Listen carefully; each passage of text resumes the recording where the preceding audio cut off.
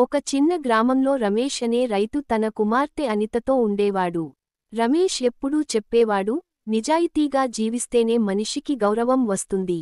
ఒక రోజు అనిత పాఠశాల నుండి వస్తూ ఉండగా రోడ్డుపై ఒక చిన్న పర్స్ దొరికింది.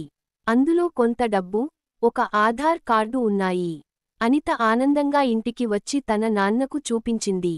రమేష్ నెమ్మదిగా అన్నాడు, అనిత, ఇవి మనవి కావు. ఎవరో పోగొట్టుకున్నారు. మనం ఇవి తిరిగి ఇవ్వాలి.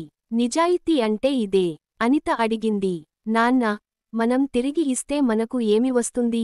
రమేష్ నవ్వుతూ అన్నాడు, బంగారం మరియు వెండి ఉంటే కొంతకాలం మాత్రమే ఉపయోగం. కాని నిజాయితీ వల్ల మనకు ఎప్పటికీ గౌరవం వస్తుంది.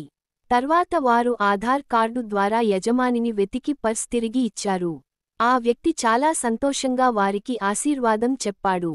ఆ రోజు అనిత తండ్రి మాట అర్థం చేసుకుంది, నిజాయితీ మనకు డబ్బుకన్నా మంచి పేరు ఇస్తుందని.